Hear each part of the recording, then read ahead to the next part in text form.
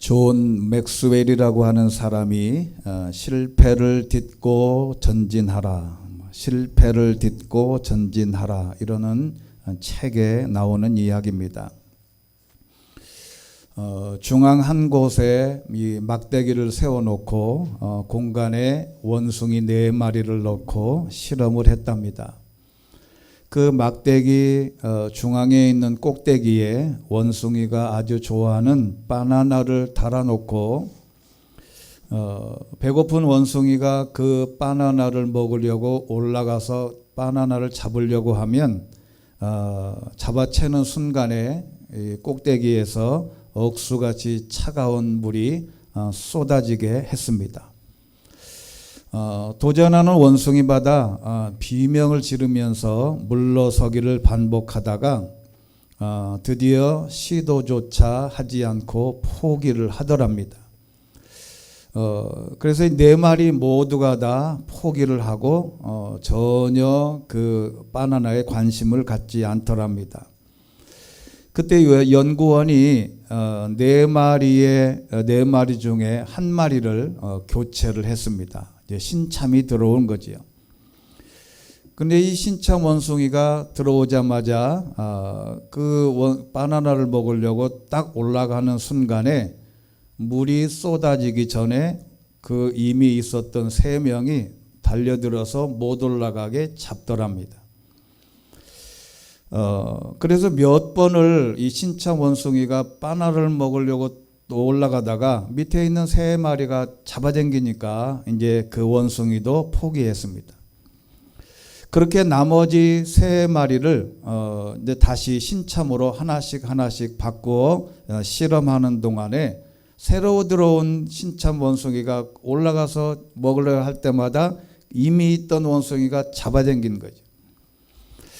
그러다가 다 포기를 하더랍니다. 그런데 마침내 처음 실험에 참여했던 4마리를 모두 빼내고 한 번도 물벼락을 받아보지 못했던 원숭이 4마리로 채워졌는데, 그런데 이유도 모른 채 신참 4마리는 한 번도 찬물을 머리에 쏟아 부은 적이 없는데도 바나나 먹기를 포기하더라는 것이죠.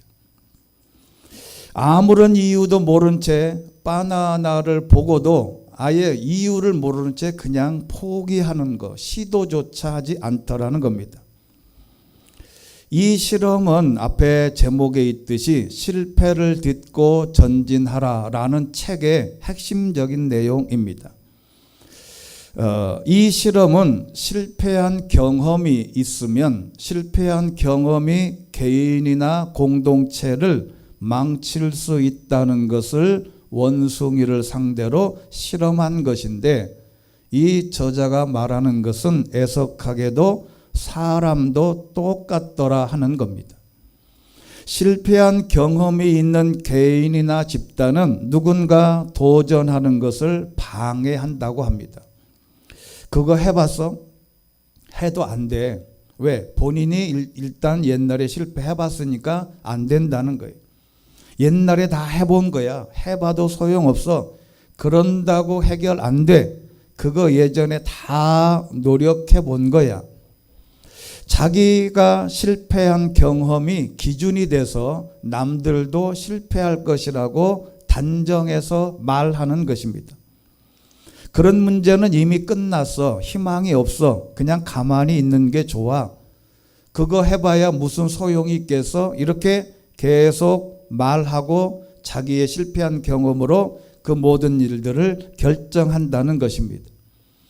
이렇게 과거 실패한 경험이 바탕이 돼서 문제 해결을 더 어렵게 하는 것입니다. 그때 누군가가 과거에 실패한 경험을 생각하지 말고 시도해보고 말리지 말아라는 것이죠. 여러분, 성경에 그런 이야기가 있습니다. 회장당의 딸 이야기를 아시죠? 회장당의 딸이 아파서 예수님께 찾아와서 내 딸을 고쳐주세요 라고 애원을 했습니다. 그런데 성경을 보면 이미 그 딸은 죽었어요. 이미 딸이 아파서 예수님께로 오는 그 사이에 그 딸이 죽었다는 말이에요. 이 죽음이라고 하는 것은 실패한 경험 중에 가장 큰 것입니다. 그때 현장에 가서 예수님께서 뭐라고 하셨냐면 마가복음 5장 41절에 보면 예수께서 그 아이의 손을 잡고는 아이에게 달리다 쿰 하고 말씀하셨습니다. 이 말은 소녀야 내가 내게 말한다 일어나거라 하는 뜻이랍니다. 모두가 죽음 앞에 포기하고 좌절하고 절망에 빠져 있을 때, 울고 있을 때 예수님은 달리다 쿰 일어나라 라고 말했다는 겁니다. 자, 보세요. 모든 사람이 다 죽는 것을 경험했습니다. 다 누구나 다 죽지요. 어린 아이부터 어른에 이르기까지 누군가는 언젠가는 죽어요. 그 죽음은 아무도 거스릴 수 없다고 생각한 거예요. 인간들이 다 경험한 겁니다. 여러분, 옛날에 그런 유머가 있어요. 어떤 권사님이 이제 암에 걸려서 다 죽게 됐어요. 그래서 이제 오늘 내일 해서 병원에 가서 임종 예배를 하러 갔는데, 그래도 목사님이 앞으로 죽을 거니까 힘내세요 이렇게 말을 못하고, 그래도 권사님 힘내시고 살아날 겁니다. 힘내세요. 다 고침 받을 겁니다. 그리고 이제 기도를 했단 말이에요. 그래서 열심히 이제 손을 잡고 권사님들이 다 기도 열심히 했어요. 하나님 아버지, 이 권사님의 모든 암덩어리를 다 녹여주셔서 다 낫게 해주세요. 확신합니다. 고쳐질 줄로 믿습니다. 그랬더니 같이 따라간 권사님들이 다 아멘 아멘 했단 말이죠. 그리고 나서 다 신방을 끝나고 병원 문을 나서고 문을 딱 나서는데, 그 중에 기도했던 한 권사님이 목사님의 귀에다 대고 이렇게 말했답니다. 곧 죽을 것 같지요? 그런 거예요. 기도할 때는 아멘 할렐루야 믿습니다를 해놓고 곧 죽을 것 같지요? 이게 실패한 경험이라는 거예요. 그래서 여러분, 누가 죽을 병에 걸려서 바로 오늘 1시간 후에 죽어도 죽는다는 말을 하지 말고 달리다 쿰이라고 말하라는 거예요. 여러분, 이게 굉장히 중요한 겁니다. 그래서 탈리다라고 하는 것은 헬라어로 소녀라는 뜻이에요. 어린아이, 작은 소녀라는 뜻이에요. 그리고 쿰이라고 하는 것은 일어나라라고 하는 명령어입니다. 그러니까 달리다 하고 쿰하고는 단어가 2개입니다. 달리다, 소녀야, 쿰, 일어나라. 근데 이 주변에 있는 모든 사람들이 이제 죽었다고 다 끝났습니다. 성경이 왜 예수님이 이 소녀를 살렸겠어요? 이 예수님이 하시고자 하는 말씀은 뭐냐면, 주변에 있는 모두가 다 포기했습니다. 이제 끝났습니다. 더 이상 소망이 없어요. 아플 때는 모르겠는데 이제 죽었다는 것은 모든 소망이 완전히 끝났습니다. 더 이상 길이 없어요. 더 이상 기대할 것이 없습니다. 그런데 예수님만은 홀로 이렇게 가서 외쳤습니다. 탈리다, 소녀야, 쿰, 일어나라. 마찬가지입니다. 여러분, 가정도, 교회도, 직장도, 사업도, 내 사업도, 사회도, 국가도 이런 사람이 필요하다는 거예요. 모두가 다 끝났다고 했을 때 될 수 있다고, 할 수 있다고 말하는 게 중요하다는 겁니다. 지금 당장 옆에 있는 누군가에게 이렇게 말하십시오. 일어나라. 될 수 있다. 가능하다. 기죽지 마라. 오늘에 있는 말씀대로 다윗이 사울에게 가서 한 말이 낙담하지 마라. 포기와 실패에 만연한 교회와 세상에서 이런 말을 하는 사람이 있으면 승리가 눈앞이라는 겁니다. 이런 말을 많이 하는 사람이 정말 복이 있는 사람입니다. 이런 복이 있는 말을 하는 사람 곁에 있는 것이 복된 것이죠. 다 죽어가는 사람에게도 살아난다고 말하는 사람이 필요하다는 거예요. 근데 이게요, 남에게만 적용되는 게 아닙니다. 본인 자신에게도 적용되는 거예요. 내가 몸이 아파요? 나는 이제 못 걸어. 내가 어디가 아프면 나는 이제 끝났어. 다 병원에 갔더니 이거는 뭐 고칠 방법이 없대. 어떤 문제든지 그렇게 돼도 본인에게도 이 말을 해야 된다는 것이 성경적인 원리입니다. 오늘 이렇게 인생사에서 발생하는 모든 문제를 해결하는 방법이 오늘 말씀에 성경에 있습니다. 모든 상황을 보여주는 교과서가 성경인데 이럴 때는 이렇게 하고 저럴 때는 저렇게 하고 저렇게 대처하면 모든 문제가 해결된다는 것이 오늘 보여주는 인생의 교과서 성경인데 오늘 본문이 그 본문입니다. 오늘 본문은 국가적으로 위기를 당했을 때 그 위기를 극복하는 방법을 보여줍니다. 그 위기가 개인이든 가정이든 교회든 공동체든 어떤 직장이든 국가든 다 적용할 수 있는데 우리가 생각하는 것은 일단 문제가 발생합니다. 오늘 사무엘상 17장을 이렇게 펴놓으시고 1절부터 제가 구절을 불러드리면 따라오시면 됩니다. 오늘 사무엘상 17장은 저와 여러분이 어릴 때부터 주일학교 때부터 잘 아는 다윗과 골리앗의 이야기입니다. 엄밀하게 따지면 골리앗 이야기가 아니에요. 우리가 성경을 잘 비유해 보면 여러분 탕자의 비유라고 했을 때 탕자가 주된 목적이 아닙니다. 탕자가 돌아왔을 때 아버지가 어떻게 대처했느냐가 더 중요하지 탕자의 비유라고 말하면 안 된다는 사람이 많아졌어요. 다윗과 골리앗의 이야기가 아니고 다윗의 이야기인데 사울과 이스라엘 군대가 엘라 골짜기에서 블레셋과 전쟁하게 되었습니다. 블레셋 군대가 싸우려고 도전해 온 것이죠. 전쟁을 선포했습니다. 상황은 간단한데 문제는 보통 복잡한 게 아니었어요. 전쟁은 모두가 다 백성들이 군대가 단체로 싸워야 되는데 블레셋 군대에서 희한한 제안을 합니다. 한 놈만 센 놈, 힘센 놈 한 놈만 나와서 대결해서 이기면 여러 사람이 전쟁하다가 부상당하고 죽는 것보다 대표로 센 놈이 나와서 붙어서 이기는 쪽이 다 이기는 걸로 하자. 근데 이 블레셋 군대는 그 당시에 아마 희귀종이 태어난 것 같아요. 골리앗이라고 하는 사람이 거인이 이제 태어났는데 이 골리앗은 사무엘상 17장 이하에 보면 키가 6규빗이라고 되어 있어요. 1규빗은 약 한 45cm입니다.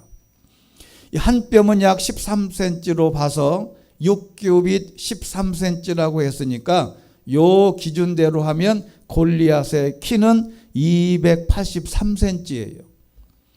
여러분 보통 전 세계에서 제일 큰 사람이 중국에도 있었는데 240 몇 cm가 있었어요. 아마 더 큰 사람도 있을지 몰라요. 인간으로서는 283cm는 거인입니다. 영어 성경에는 9피트라고 되어 있으니까 1피트는 30cm입니다. 그러니까 3, 9, 27, 270cm의 키가 2m 70이란 말이에요. 외국에는 농구 선수들이 2m 20, 2m 10짜리가 즐비합니다. 근데 2m 70이 그냥 하는 말이 아니에요. 실제로 있던 인물이니까. 근데 이놈이 나와서 아침 저녁으로 이스라엘 백성들을 괴롭히는 것이죠. 보통 문제가 아닙니다. 감히 나서서 싸울 사람이 없어요. 너 보고 너가 나가서 싸워라 그러면 죽으니까. 문제가 너무 크니까 용기가 나지 않았습니다. 모두가 다 기가 죽었어요. 이렇게 큰 사람이 나와서 1대1로 붙어보자는데 누가 나서겠습니까? 속수무책으로 기가 죽어 있었습니다. 골리앗은 거기에다가 중무장을 했어요. 청동 투구를 썼는데 그 청동 이 투구의 무게가 5,000세겔이랍니다. 5,000세겔, 1세겔은 11.9g이에요. 근데 그것을 계산해 보니까 57kg이에요. 이게 머리에다가 청동 투구를 썼는데 그 투구가 57km나 되는 거대한 투구를 쓴 거지. 청동으로 된 비늘 갑옷을 입고 다리에는 청동 견갑을 차고 허리 어깨에는 청동 단창을 메고 있었는데 창자루는 배틀채 같고 창의 머리의 무게만 600세갈, 즉 6.8kg나 됐다는 겁니다. 창 무게만. 누구든지 한번 찔리면 그냥 현장에서 즉사하는 거예요. 이렇게 중무장한 골리앗이 이렇게 말합니다. 사무엘상 17장 8절입니다. 우리 같이 성경의 눈을 확인해 보시면 17장 8절, 제가 우리말 성경으로 번역된 것으로 읽겠습니다. 골리앗이 서서 이스라엘 군대를 향하여 소리쳤습니다. 너희는 왜 진열을 갖추고 나왔냐? 나는 블레셋 사람이고 너희는 사울의 부하가 아니냐? 누구든 하나만 골라서 내게 보내라. 만약 나와 싸워서 그가 나를 죽이면 우리가 너희 종이 되겠고, 내가 그를 쳐서 죽이면 너희가 우리 종이 돼 섬겨야 한다. 아침 저녁으로 나와서 이렇게 협박을 했어요. 그랬더니 사무엘상 17장 11절, 이 블레셋 사람의 말을 듣고 사울과 온 이스라엘 사람들이 기가 죽어 두려움에 떨었습니다. 40일 밤낮 싸움을 걸어왔습니다. 보통 이런 경우가 많아요. 문제를 해결하기 전에 기가 죽어. 개인도 그렇고 가정도 그렇고 직장이나 국가 모든 문제에 해당되는 게 막연하게 고민만 하거나 해결책이 뚜렷이 보이지 않을 때가 있습니다. 즉 이것은 무슨 얘기냐면 우리 앞에 골리앗 같은 문제를 말씀하는 것입니다. 우리 가운데 혹시 여러분 개인 한 사람 한 사람에게 닥친 문제가 골리앗과 같은 문제가 당면에 있다면 이게 바로 고민이 되는데, 교회도 국가도 가정도 누구에게나 마찬가지입니다. 그렇다면 오늘 본문을 통해서 하나님의 음성을 들어야 하는데, 모두가 이렇게 속수무책으로 당하고 있을 때 이제 드디어 준비된 다윗이 등장합니다. 자, 여러분, 우리가 성경을 이야기할 때 다윗과 사울 그러면 보통 교인들이나 보통 저도 그렇고 신앙인들은 누구라고 자신은 생각하냐면 나는 다윗이라고 생각을 해요. 여러분 다 그렇지 않습니까? 나는 다윗이고 나는 뭐 가룟 유다라고 생각하는 사람 없거든요. 그런데 거꾸로 생각을 해보면 나는 다윗이라고 생각하는데 하는 짓은 다 사울 하는 짓을 합니다. 이게 희한해요. 여러분 이게 성경은 가룟 유다를 제일 싫어하는데요. 하는 짓은 가룟 유다 하는 짓을 그대로 따라합니다. 여러분 이럴 때에 다윗이 딱 등장하는데 전혀 예상하지 못해. 여러분 교회나 가정을 이렇게 어디든지 국가나 이렇게 무엇은 문제를 이렇게 해당하다 보면요. 교회를 이제 국한해서 보면 때마다 시간마다 하나님이 보내주셔서 일을 감당하는 사람이 있더라고요. 전혀 예상하지 못하는 사람이 어느 날 갑자기 등장해서 그 문제를 다 해결합니다.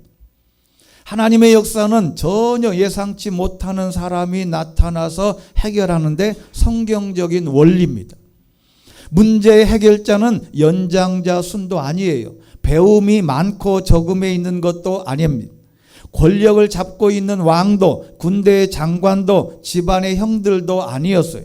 하나님의 일은 언제나 준비된 영적인 용기 있는 하나님을 의지한 경험이 있는 한 사람에 의해서 그 문제가 해결되는데, 이때 유다 베들레헴 에르밧 사람 이새라는 사람이 있었는데 우리말 성경에 보면 이 이새는 나이가 이미 90세가 넘었어요. 동네에서 어느 집을 지칭할 때 저기 노인이 사는 집이라고 이야기했을 때 그 이새가 그만큼 그 동네에서 나이가 제일 많았어요. 그런데 그 아들이 8명 있었습니다. 자, 여기서 우리가 집중해서 생각해 볼 요소가 있어요. 근데 이 전쟁에는 8 아들 중에 첫째, 둘째, 셋째가 전쟁에 참가했습니다. 첫째 아들은 엘리압, 둘째는 아비나답, 셋째가 이름이 삼마인데 3명이 전쟁에 참가했어요. 근데 그 당시에는 모든 군대들이 아마 군대에 출정하고 뒤에서 있던 사람들이 음식을 배달했던 것 같아요. 그래서 그때 먹을 것을 가져다 주는데 8째였던 이 다윗에게 전달하면서 곡식 이제 한 자루 또는 빵 10덩이, 치즈 10덩이를 배달을 했습니다. 여러분, 성경에 보면 우리가 보통 요즘에 음식을 시켜 먹을 때 어떤 앱으로 많이 시켜 먹나요? 배달의 민족이라는 앱이 있어요. 거기 들어가 보면 세상에 돈이 없지 먹을 음식이 없는 건 아니에요. 엄청 많아요. 그냥 누르기만 하면 음식이 30분 이내에 다 배달돼요. 아마 배달의 민족 원조는 아마 다윗인 것 같아요. 다윗한테 전쟁터에 갔을 때 이거를 갖다 주어라 그랬는데, 형들이 잘 있는지 증표를 가지고 와라, 이렇게 심부름을 보냈어요. 자, 그런데 한 가지 궁금한 게 있습니다. 제가 이 성경을 읽다가 여러분, 이새의 나이가 아주 많았는데 이 사람이 정신이 이상해지지 않은 한 넷째, 다섯째, 여섯째, 일곱째가 다윗보다 나이도 많고 경험도 많고, 그리고 집안에서 서열로 보자면 네 번째 형님이 이 심부름을 했어야 돼요. 그런데 왜 막내인 8번째 다윗에게 심부름을 시켰을까? 여러분, 한 주간 동안 이 문제에 대해서 심하게 묵상해 보시면 왜 그랬을까? 그럼 막내니까 그냥 요즘에 생각해서 그냥 막내니까 너는 막내니까 가서 심부름해라, 그게 아니었어요. 뭐냐면 아마 이 이새가 자기 아들 8명을 다 살펴본 후에 아마 다윗의 용맹성, 소문으로 듣던 전쟁의 상황에 대해서 막내 다윗을 보내면 무슨 문제가 해결되지 않을까 하는 생각을 했을 수도 있다. 그런데 나중에 보면 그것도 아니었어요. 사무엘이 와서 너희 집에 왕제가 있다, 내가 머리에 안수하겠다고 왔을 때 7째 아들까지만 사무엘에게 데려오고 다윗은 제껴두었어요. 그거 보면 그것도 아니에요. 그런데 결국에 왜 이렇게 다윗을 막내인 넷째, 다섯째, 여섯째, 일곱째를 제껴두고 다윗이 갔냐? 이것은 하나님의 계획 이외에 설명할 방법이 없어요. 하나님이 보내신 겁니다. 이러한 하나님의 사람이, 하나님께서 우리의 가정과 교회와 여러분 직장과 어디에든지 이런 사람이 나타나게 되기를 주의 이름으로 축원합니다. 그래서 오늘 17장 24절 말씀 보니까 이스라엘 사람들이 보고 두려워 떨며 벌벌 떨며 도망쳤습니다. 17장 25절 보면 저 사람이 또 올라왔다, 늘 나와서 저렇게 이스라엘을 모욕한다, 다윗에게 이런 말을 전해줬어요. 거기에다가 저 사람을 죽이는 사람에게는 왕이 큰 재물을 내리시고 그뿐 아니라 자기 딸과 결혼도 시키고 그 집안에 있는 모든 세금도 면제해 준다, 이런 상품을 걸었어요. 그랬는데 사무엘상 17장 28절 보면 여러분, 거기 다윗의 큰형 엘리압이 있어요. 자, 여러분, 성경을 보면요, 참 희한한 구절들이 참 많아요. 여러분, 큰형 엘리압, 탕자에 비유할 때 큰형. 여러분, 성경에 보면 큰 자녀, 큰 형에게 나름대로의 그에게 큰 임무와 장자권을 줬는데 그 역할을 감당하는 거 쉽지 않습니다. 큰형 엘리압이 뭐라 그러냐면 화를 내며 이렇게 말했습니다. 28절 보면 너 여기 왜 왔냐? 들에 있는 몇 마리 안 되는 양들은 누구한테 맡겼냐? 이 건방지고 고집센 녀석, 싸움이나 구경하려고 온 것이냐?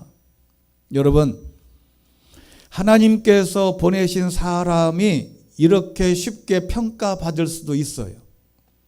누군가가 이렇게 나를 평가할 때 거기에 열내면 안 됩니다. 혹시 여러분 직장에서나 어디 갔을 때 이런 말들을 누군가가 했다고 쳐요. 동네 사람이 와가지고 괜히 와서 모임에 갔는데 너 여기 왜 왔냐? 너 같은 애가 우리의 여기 낄 때가 아니다. 고집세고 싸움이나 구경하러 여기 왔냐? 형편없는 놈이라고 이렇게 다윗에게 이야기했을 때 다윗은 전혀 감정의 흔들림이 없었어요. 우리는 조그만한 무슨 이상한 말만 해도 밤잠을 못 자요.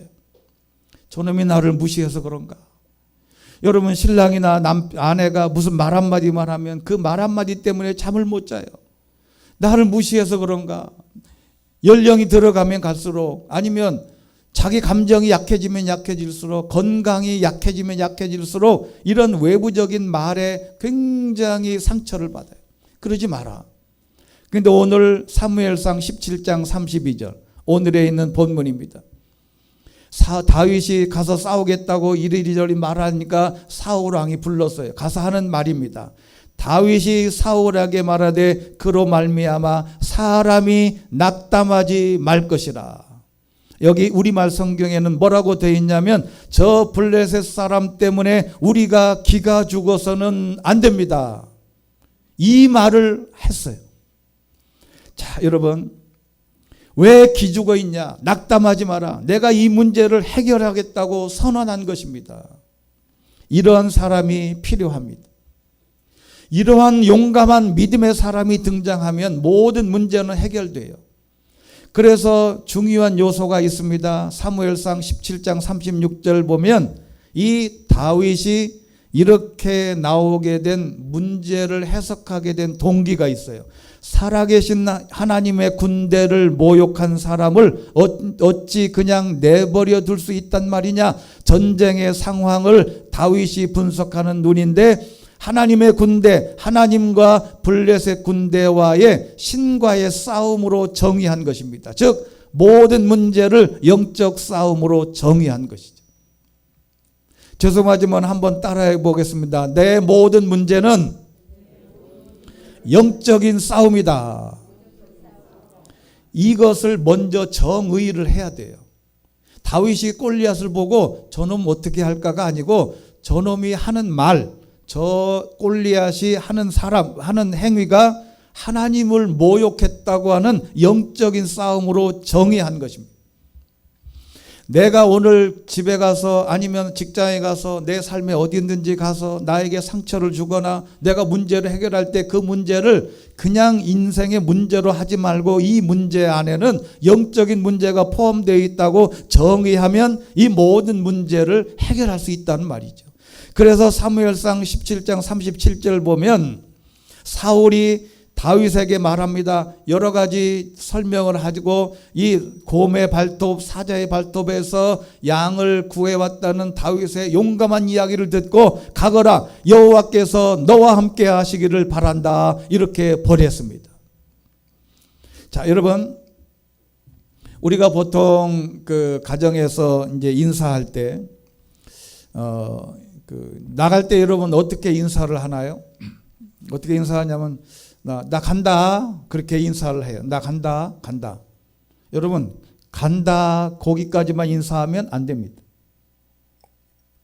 뭐라고 인사해야 됩니까? 갔다 돌아올게 라고 인사를 해야 돼요. 여러분, 갔다가 돌아오지 못할 수도 있습니다. 그러니까 갔다가 돌아올게, 나갔다 올게 라고 해야 된다. 여러분, 미국의 바이든 대통령이나 모든 대통령들이나 모든 영화에서 보면요, 그 연설 끝에 꼭 뭐라고 되어 있냐면 이렇게 말합니다. 영어로 쫙 얘기해놓고 God bless you, 너희에게 하나님의 축복이 있기를. 그리고 맨 마지막에는 뭐라고 얘기하냐면 God bless United States, 미국의 하나님의, 그러니까 번역할 때는 신의 가호가 있기를 이렇게 번역했는데, 그렇게 번역하면 안 되고 하나님의 축복이 너희와 함께 하시기를, 하나님의 축복이 이 나라와 함께 하시기를 이라고 한 것이죠. 여러분, 우리가 영어를 잘 몰라서 그럴 수도 있지만 우리가 인사를 할 때 이렇게 이야기하면 더 좋습니다. 항상 God bless you. 우리가 영어나 외국 사람들이 대화할 때 욕을 뭐라고 하냐면 여러 가지 욕이 있습니다만은, 이 외국인들이 영어권에서 꼭 얘기할 때 놀라는 장면을 보면 오 마이 갓 그러시죠. 하나님을 불러요. 여러분, 다윗에게 가면서 하나님의 놀라운 축복으로 이 전쟁에서 승리하기를 이라고 보냅니다. 그런데 40절에 있는 말씀 보세요. 대신 다윗은 자기 지팡이를 들고 시냇가에서 매끄러운 돌 5개를 골라서 양치기 주머니에 넣은 다음 손에 무린매를 쥐고 그 블레셋 사람에게로 다가갔습니다. 자, 여기 중요한 단어가 뭔 줄 아십니까? 저기 사람들은 여기 물맷돌 5개 뭐 여러 가지 이야기를 해요. 그런데 여기서 제일 중요한 단어는 자기 지팡이입니다. 자기. 중요한 단어입니다. 자기의 장점이 있어요. 아무리 상대방이 그 철동을 머리에 철모를 쓰고 와도 같은 걸로 쓰면 안 됩니다. 이렇게 했을 때 이 사울이 자기 갑옷을 입혀주고 한번 해봐라 다 제껴두고 자기가 이미 사용했던 자기 지팡이, 자기 도구, 자기 전쟁 도구, 자기의 물건을 가지고 나왔다는 것입니다. 여러분, 그래서 자기 자신만의 장점이 있어야 돼요. 강점, 자신만의 강점. 이 자신의 강점, 그걸로 밀고 나가서, 그래서 이제 전쟁에 나갔더니 42절에 있는 말씀 보니까 다윗이 물끄러미 다윗을 쳐다보고는 골리앗이 뭐라 그랬냐면 어린아이인 것을 우습게 봤다. 블레셋 사람은 다윗에게 막대기나 들고 오다니 내가 개인 줄 아냐? 개 쫓으러 왔냐? 자기 신들의 이름으로 다윗을 저주했습니다. 또 말합니다. 이리 와라. 내가 내 살점을 공중의 새들과 들판의 짐승들에게 주겠다. 자, 그런데 오늘 45절, 46절, 47절이 가장 중요한 내용이야. 아니, 다윗이 이 싸움을 영적인 싸움으로 정리한 7가지가 있습니다. 첫째, 너는 칼과 창과 단창으로 내게 오지만, 네가 아무리 그걸 가지고 오지만, 두 번째, 나는 만군의 여호와 내가 모욕한 이스라엘 군대의 하나님의 이름으로 간다. 영적인 싸움의 모든 싸움은 하나님의 이름으로 전진하면 승리할 줄로 믿습니다. 이게 중요한 것이죠.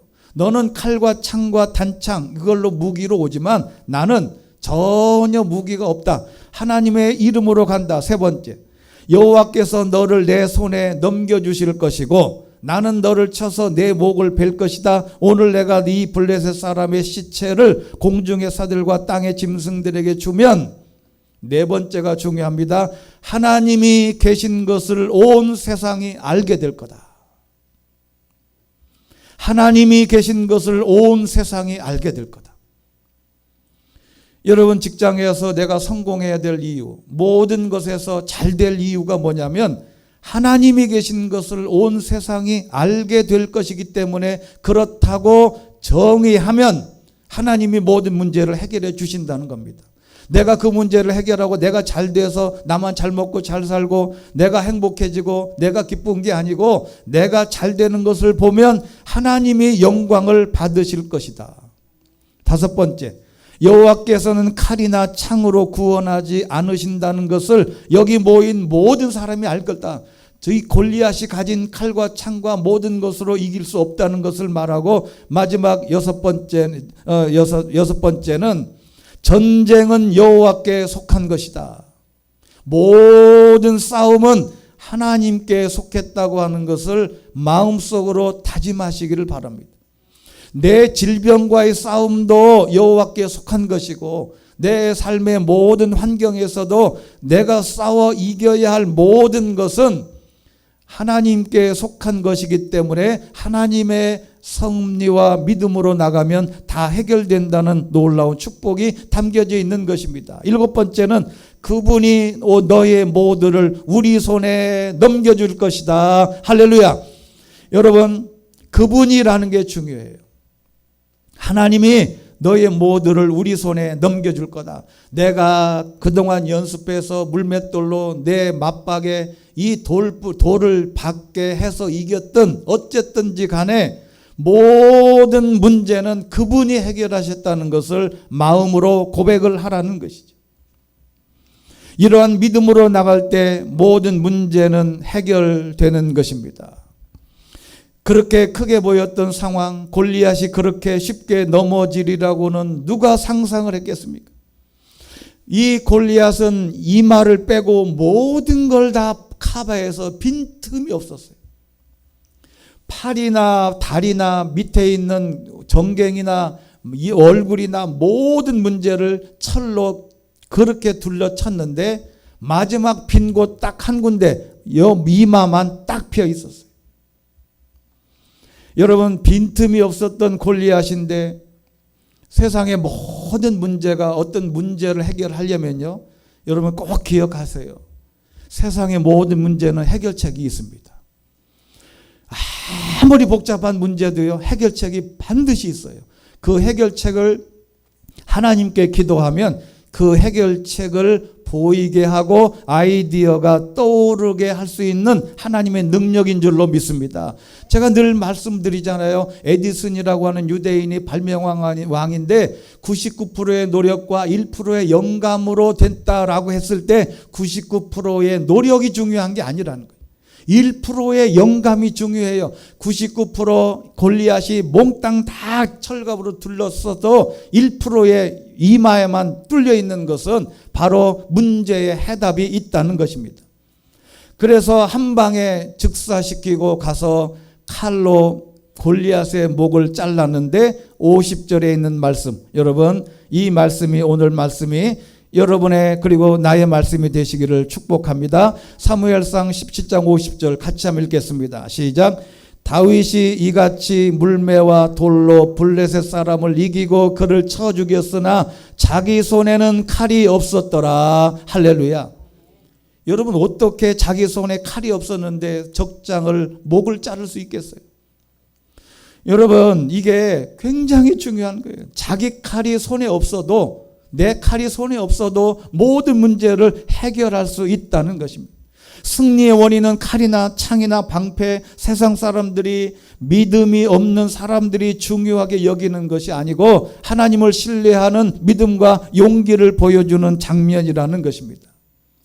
그래서 잠언 24장 10절, 내가 고난의 때에 비틀거리면 낙담하면 내 힘이 약하다는 것을 드러내는 것이다. 시편 42편 5절, 오 내 영혼아 어찌하여 낙담하며 어찌하여 내 속에서 불안해하냐. 너는 하나님께 소망을 두라. 그가 나타나 도우심으로 말미암아 내가 여전히 찬송하리로다. 할렐루야. 어찌하여 낭망하며 어찌하여 내 속에서 불안하냐. 하나님을 믿고 나가면 다윗처럼 승리할 수 있다는 것이지요. 마지막 예를 하나 들고 말씀을 마치겠습니다. 영국과 남아프리카 네덜란드 이주민들 사이에 벌인 전쟁이 보어 전쟁이라고 있어요. 이게 1899년부터 이 1902년까지 아주 옛날에 한 100여 년 전에 있었던 그런 전쟁인데, 보어 전쟁이라고 있습니다. 이때 남아프리카의 한 병사가 보기 드문 죄명으로 기소가 됐답니다. 그 죄명은 뭐냐면 낙심죄였대요. 낙심죄. 참 이 사람들도 참 대단한 어떤 그 마인드가 있는 것 같아요. 이 남아프리카 레이디 스미스라고 하는 작은 마을에 영국의 침공을 받았을 때에 그 마을을 방어하던 병사 중에 병사 한 명이 자기 병사들 틈을 돌아다니면서 부정적인 정보와 불평을 쏟아 늘어놓고 다닌 거예요. 한 사람이 가서 적들의 힘이 얼마나 큰지, 적들이 공격을 막는다는 것이 얼마나 어려운지, 영국군이 얼마나 많은 나라를 점령하고 전과를 올렸는지에 대해서 말하면서 이 마을이 꼭 어떻게 함락될 수밖에 없는 이유들을 병사들에게 돌아다니면서 말한 거예요. 그 총 하나 사용하지 않고 마을을 공격한, 그때 지도자가 그 사람을 발견했어요. 저놈이 적군의 총 100개보다 이놈이 더 우리의 협력을 깨트릴 사람이다. 그래가지고 그를 발견해가 그를 잡아다가 기소해서 재판에서 총살을 시켰어요. 자, 여러분, 부정적인 말과 낙심은 사람을 망하게 하는 무기입니다. 하지만 긍정적인 말과 희망은 사람을 살리는 무기예요. 따라서 우리가 낙심하지 않는다면 반드시 우리에게 길은 있습니다. 낙심케 하는 사람, 안 된다고 하는 사람, 이렇게 믿음이 있는 척 하지 말고 모든 문제를 그렇게 말하는 사람은 사탄의 말이라는 것을 깨닫고 성령의 사람, 하나님의 사람은 이렇게 말합니다. 기죽지 마라. 안 죽는다. 낙담하지 마라. 이런 사람이 성령의 사람입니다. 이런 사람이 꼭 필요합니다. 가정에도 필요해요. 그 말을 들을 사람이 지금 바로 여러분 곁에 있습니다. 한 주 동안 이렇게 하고 이렇게 말씀하고 다니세요. 기죽지 말고 낙담하지 마라. 기죽지 말고 낙담하지 마라. 모든 문제 해결된다. 여러분이 부모에게든 친척에게든 친구에게든 누구에게든 그 사람이 지금 당장 죽을 위험에 있어도 이렇게 말하십시오. 기죽지 마라. 낙담하지 마라. 문제는 해결된다. 아무리 커도 골리앗은 죽는다. 한 주 동안 여러분의 입속에 이 말을 달고 사시면 하나님의 놀라운 기적을 맛보게 될 것입니다. 기죽지 말고 낙담하지 마라. 기도하겠습니다. 자비로우신 하나님 아버지, 세상에는 모든 부정적인 언어가 판을 치는 세상입니다. 그러나 우리 믿음의 사람들은 세상에 나가 누구를 만나든 이렇게 이야기할 수 있도록 우리의 입술을 주장하여 주십시오. 기죽지 말라, 낙담하지 말라, 어떤 죽음도 하나님께서 고치실 수 있다는 확고한 믿음으로 우리의 믿음을 보여줄 수 있는 성숙한 주의 사람들 되게 하여 주옵소서. 예수 그리스도 이름으로 기도드리옵나이다. 아멘.